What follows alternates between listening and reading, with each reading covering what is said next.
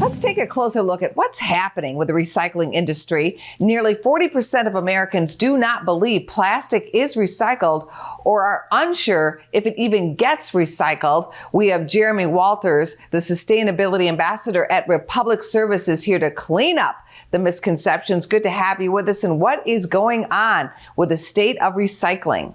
Well, plastics particularly, the demand for recycled plastics has never been stronger. Brands are setting ambitious targets to have more recycled content in their packaging, and some states are actually even requiring minimum content standards for these manufacturers. But the problem is, not everyone's putting the good recyclable plastics in their curbside bin to begin with. There are reports, though, that not all plastic is getting recycled. Well, I think what happens is there's a lot of misconceptions around recycling, but plastics recycling in particular.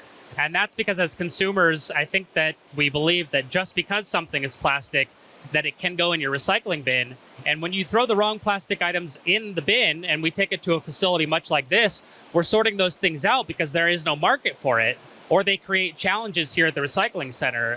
One of the biggest problems that we deal with is flexible plastics. So grocery bags, bubble wrap. If you frequently shop on Amazon, you're familiar with those plastic satchels that you get.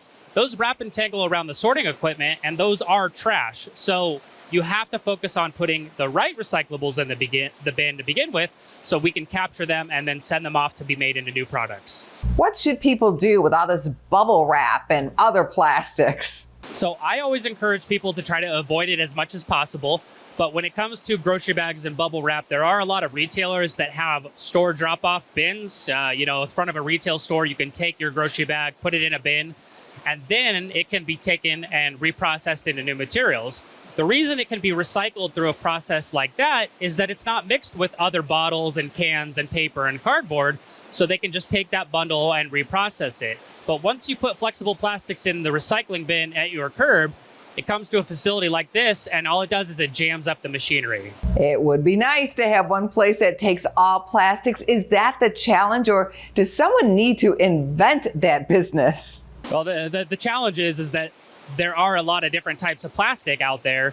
You think about all the numbers that are on your plastic items. They all have different uses. They all have different capabilities in terms of what they can do, what they can hold, how durable they are. And that's why it's so challenging.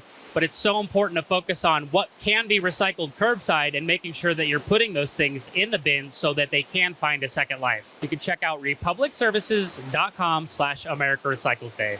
Thanks so much, Jeremy, for being on our show. Thank you. Not a problem. Bye-bye.